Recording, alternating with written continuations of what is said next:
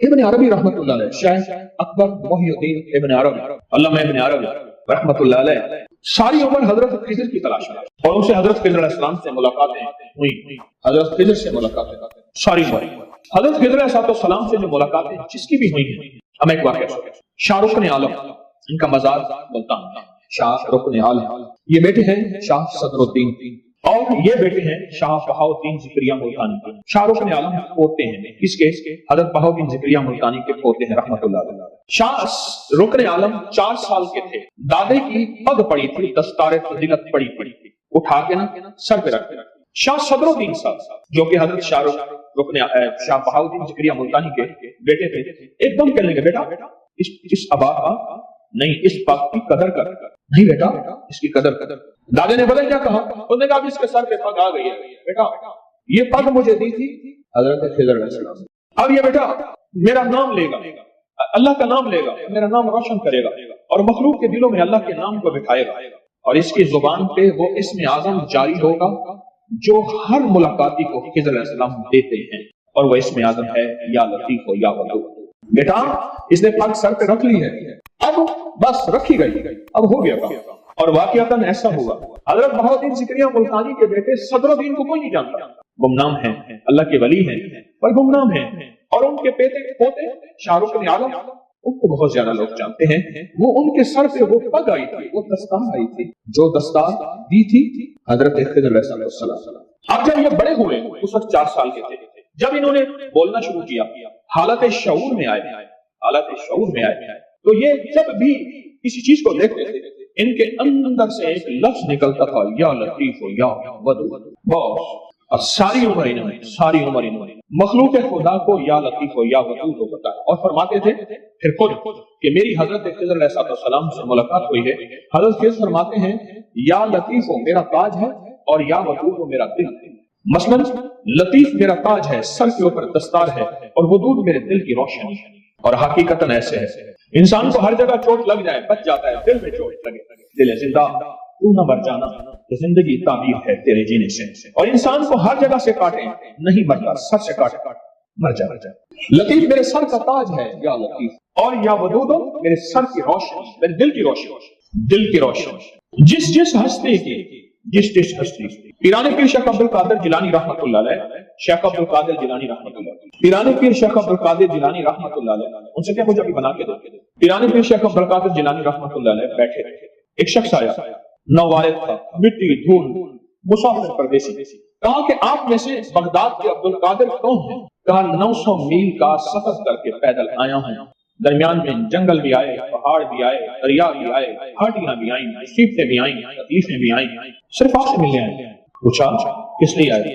فرمایا میں ایک جگہ جا رہا تھا تو مجھے ایک صاحب ملے، ایک اللہ والے ملے، اور وہ کہنے لگے تمام سیاہ، تمام سفید اللہ کا، تمام زمین، تمام آسمان اللہ کا، تمام خشکی، تمام تری اللہ کا، پہاڑ دریا درخت اللہ کے، زندہ مردہ سب اللہ کے، تقدیر اللہ کی، امر اللہ کا، حکم اللہ کا، یہ ساری کائنات اللہ کی، اول اللہ کا، آخر اللہ کا، موجود اللہ کا، ظاہر اللہ کا، باطن اللہ کا، ساری چیزیں اللہ کی ہیں۔ اور یہی اللہ بغداد میں ایک عبد القادر ہے، اسی کے دل میں، بغداد میں ایک عبد القادر نام کا شخص ہے، اسی کے دل میں ہے، پر اس سے جا کے کہو کہ میں خضر ہوں اور میرا دوست ہو کے تیری معمولات زندگی میں یا لطیف ہو یا ودود نہیں، ساری چیزیں اللہ کی ہیں، یار میرا ہے، دوست میرا ہے، خضر علیہ السلام کا فرمان، میرا دوست ہو کے تیرے زبان پہ سارے تیرے معمولات ہیں، یعنی تسبیح ہیں، آپ کے وظیفے ہیں، آپ کی تلاوتیں، قرآن، سجدے، آپ کی نفل، آپ کی اوابین، آپ کے اشراق، آپ کی چاش، آپ کی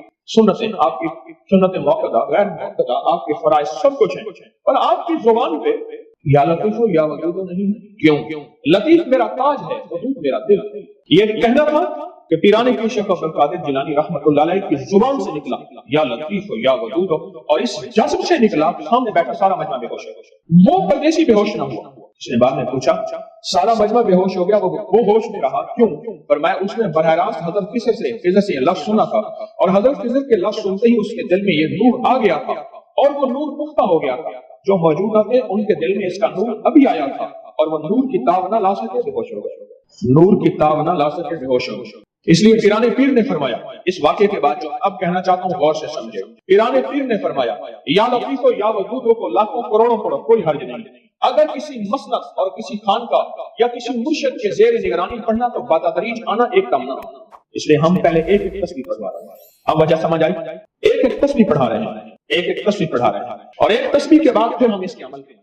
تو عرشوں کے نظام اور ساتوں نظام کے اوپر اللہ کی رحمت جو ہوتی ہے, جو نور ہوتا ہے, جو برکتیں ہیں, جو خیریں ہیں, جو عطائیں اور سعادتیں ہیں, وہ سورۃ فاتحہ پڑھنے والے کے برتن میں, جھولی میں وہ ساری جمع ہوتی ہیں, اوپر آتی ہیں, پھر اس کی جمع ہوتی ہیں.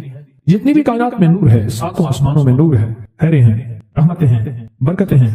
وہ نور, خیریں اور رحمت برکت جس سے لوگوں کو روٹی ملتی ہے, رزق ملتا ہے, لوگ آفتوں اور بلاؤں سے بچتے ہیں, لوگ مصیبتوں سے بچتے ہیں, لوگ ناکامیوں سے بچتے ہیں, اور انسانیت پریشانیوں سے بچتی ہے. وہ رحمتیں اور کرم اور عطا اور فیض جس کی وجہ سے اللہ پاک مخلوق کو رزق دیتا ہے, بے زبانوں کو رزق دیتا ہے. غار کے اندر ایک سانپ ہے یا بل کے اندر ایک کیڑا ہے, اللہ اس کو دیتا ہے. وہ اس کی رحمت ہے جو مخلوق کو ملتا ہے, اور انسانوں اور جنوں کو جو ملتا ہے اس کی رحمت کی وجہ سے باوجود نافرمانی کے. یہ سارا نور ہی ہے جس کی وجہ سے ملتا ہے. جب بندہ سورۃ فاتحہ پڑھتا ہے یہ سارا نور جمع ہوتا ہے اور اللہ اس کی بندے کی جھولی میں ڈال دیتا ہے. سورۃ فاتحہ پڑھنے والے, سورۃ فاتحہ شفا ہے, سورۃ فاتحہ نور ہے, سورۃ فاتحہ عطا ہے, سورۃ فاتحہ رحمت ہے, سورۃ فاتحہ برکت ہے, سورۃ فاتحہ نسلوں کے رزق کا ذریعہ ہے, سورۃ فاتحہ تمنگری اور مالدار ہونے کا ذریعہ ہے, اور سورۃ فاتحہ اندیکھے واروں کو روکنے کا ذریعہ ہے. وہ جادو کے وار ہیں, وہ جنات کے وار ہیں, وہ خنجر کے وار ہیں, وہ گولی کے وار ہیں, وہ تلوار کے وار ہیں, وہ حسد کینے کے وار ہیں, وہ بغض نفرت کے وار ہیں. سورۃ فاتحہ انواروں کو روکنے کا ذریعہ ہے. یہ چاروں طرف سے انسان کو گھیر لیتی ہے.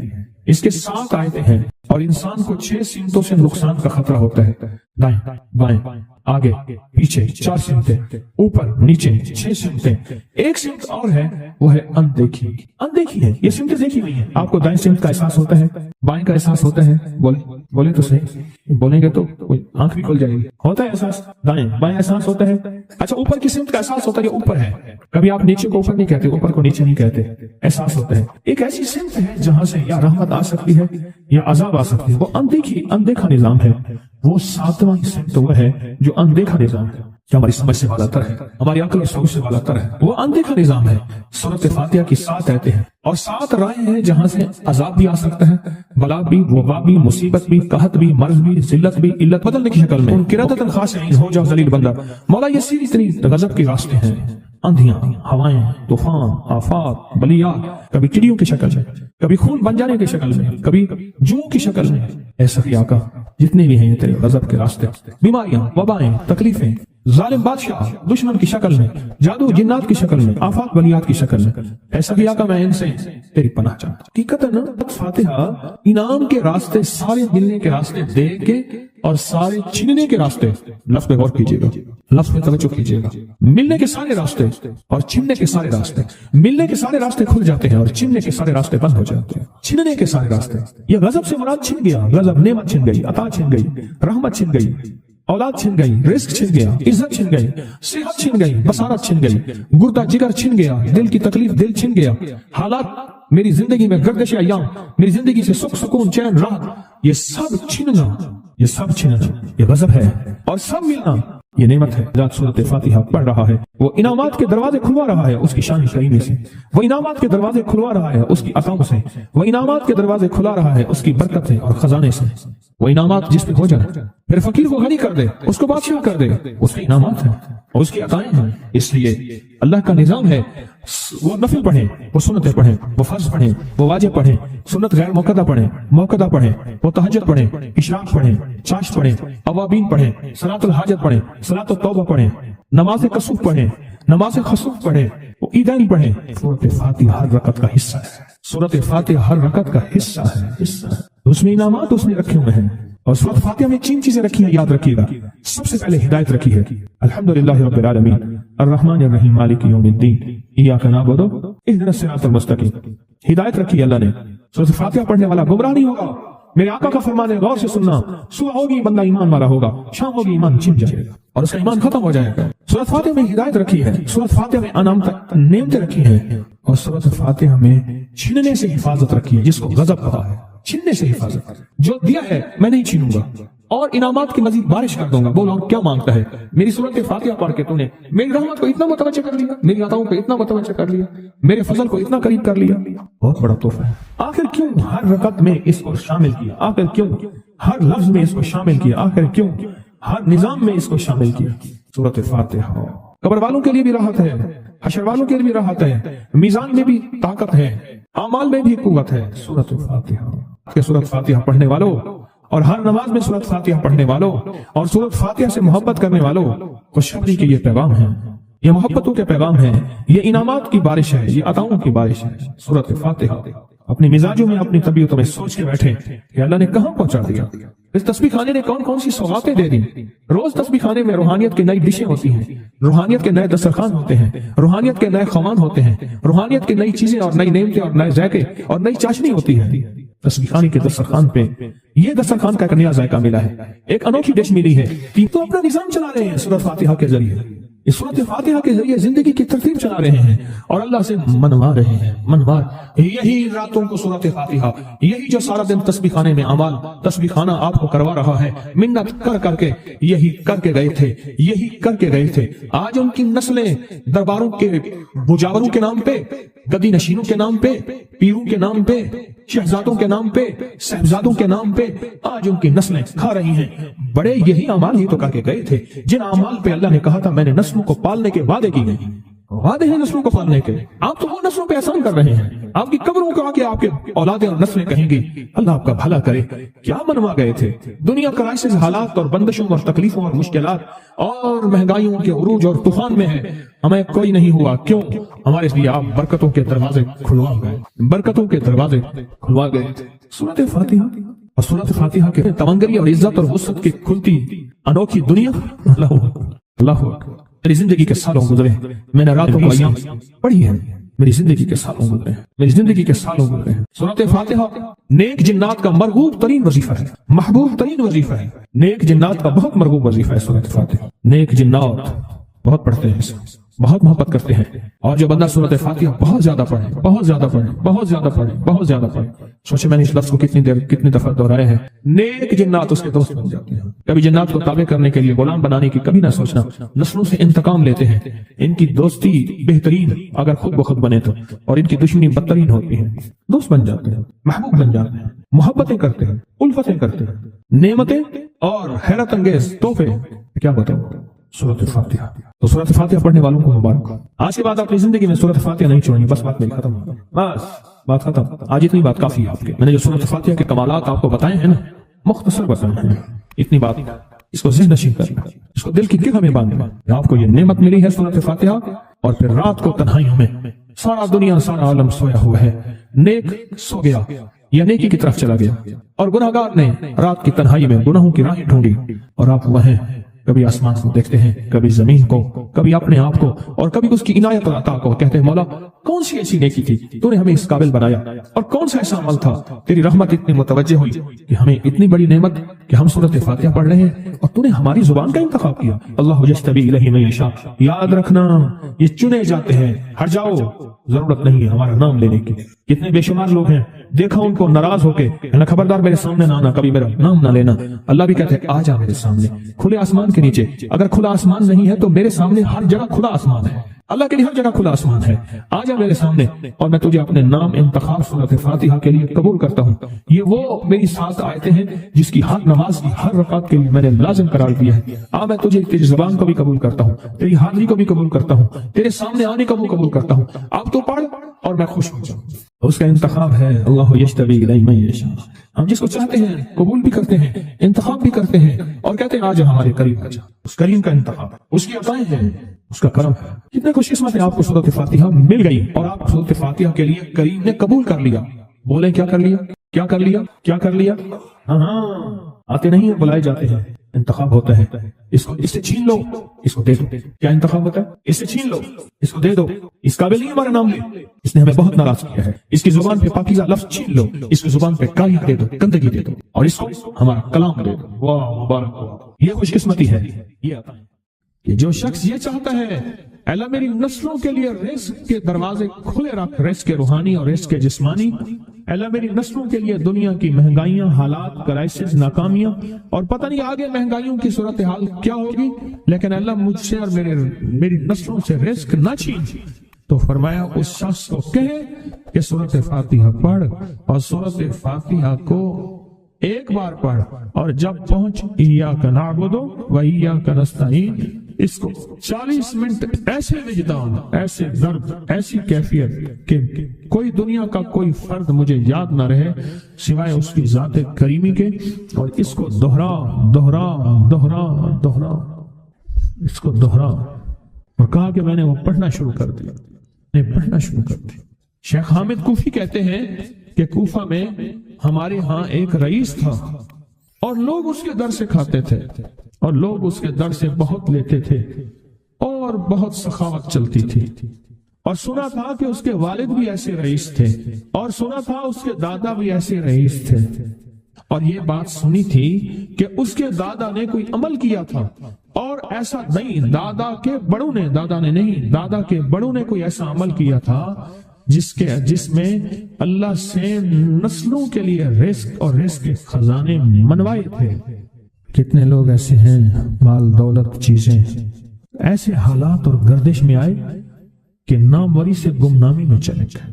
مجھے یاد ہے کہ میں ٹاؤن شپ میں ایک بندے سے ملا، یہ بات ہے آج سے کچھ 27-28 سال پہلے کم و بیش، ایسی چھوٹا سا کمرہ تھا اور مختصر سی 2-3 کرسیاں، ایک ٹوٹی سی میز، اور کہا کہ میں لاہور میں میرا سکہ چلتا تھا، میرا نام یہ ہے، نام مناسب نہیں، رازداری زندگی کا پہلا حصہ ہے، اور میرا نام یہ ہے، اور میرا اپنا ذاتی جہاز تھا، اور یہ مال تھا، اور یہ چیز تھا، اور آج میرا حال یہ ہے کہ اگر میں دوائی لوں گا تو یہ بندہ پیسے دے گا جو ساتھ کھڑا تھا، میرے پاس دوا کے پیسے نہیں ہیں۔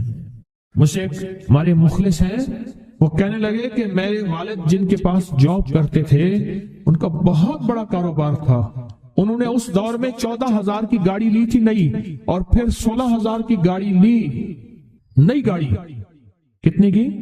16,000 کی گاڑی لی، 100 کا نوٹ بانٹتے تھے، صبح سے شام تک، شام سے صبح تک لوگ لین لگا کے لیتے تھے، اور جس دور میں 250 روپے کے 5 مرلے جگہ ملتی تھی، 250 فٹ جگہ ملتی تھی، نہ 125 فٹ، 125 جگہ ملتی، 5 مرلے 250 روپے کی، اور وہ بیچتے تھے۔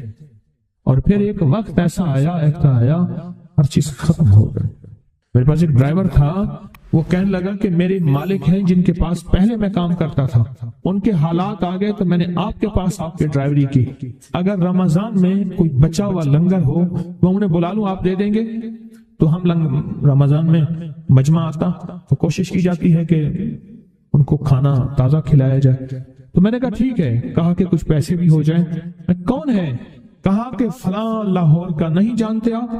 ہاں جانتا ہوں، اتنی بڑی سوسائٹی ہے، بڑی مالداروں کی۔ کہا یہ 28 مربع جگہ انہی کی تھی، اور آج سے 40 سال پہلے انہوں نے یہ جگہ بیچی تھی، اور اتنے کروڑوں میں اتنے میں بیچی تھی، اب وہ ایک چھوٹے سے مکان میں رہتے ہیں، سب کچھ ختم ہو گیا ہے، سب کچھ ختم ہو گیا ہے، اور ان کے گھر کھانا نہیں ہوتا، اور آپ اگر کھانا دیں گے تو ان کے گھر میں 2-3 وقت اچھا گزر جائے گا۔ میں اپنی نسلوں کے لیے تمنگری منوا لے، اپنی نسلوں کے لیے رزق منوا لے، اپنی نسلوں کے لیے وسعت منوا لے۔ تو کہے کہ مال بہت ہے اور نسلوں کے کام آئے گا، مال رکھنا جائز ہے، حلال جائز ہے، لیکن یہ شرط نہیں ہے کہ وہ رہے گا یا نہیں رہے گا۔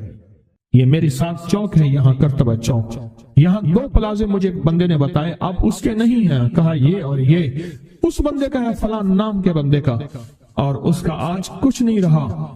اب وہ جس کسائی سے گلبرگ میں ہے، یہاں لاہور میں، جس سے بہت منو گوشت آتا تھا اور بڑے بڑے رئیس دعوتیں پکتی تھی، چپ کر کے جاتا ہے اور وہ کچھ پیسے اس کی مٹھی میں ڈال دیتے ہیں اور وہ اس سے زندگی کا گزر بسر ہوتا ہے۔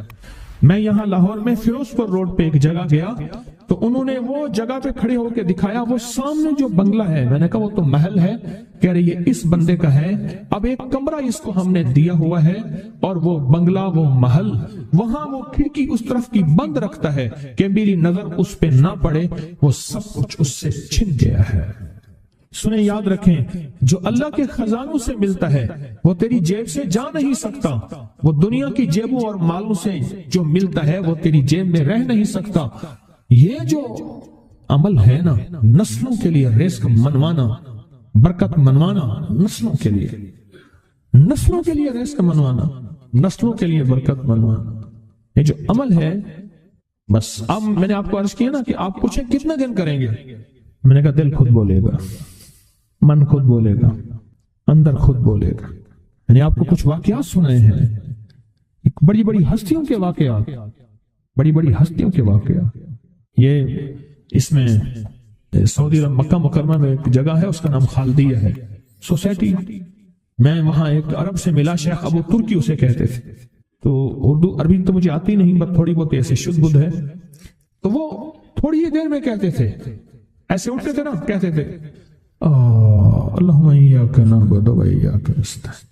میری ان سے چند ملاقاتیں ہیں، بوڑھے تھے، بابے تھے، کہ ان کے بڑے آئے تھے، اصل میں خلافت عثمانیہ تھی تو ان کے بڑے ترکیہ سے آئے تھے، تو پھر مکے میں رہتے تو وہیں کے ہو گئے۔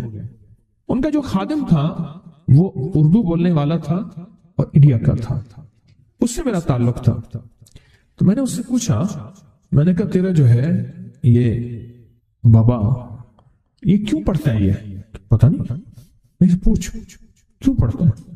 اس نے کہا جلالی بابا ہے، تو کہے گا مجھ سے، میں نے کہا میرا کہے، اچھا وہ میرے اشارے دیکھ رہا تھا، تو اس نے عربی سے پوچھا کیا کہتا ہے؟ اس نے ڈرتے ڈرتے کہا کہ جی آپ یہ کیوں پڑھتے ہیں؟ تو بڑا خوش ہو گیا، کہنے لگا پہلا بندہ ہے جس نے مجھ سے پوچھا، آج تو کسی نے پوچھا نہیں، پہلا بندہ ہے جس نے مجھے یہ پوچھا ہے۔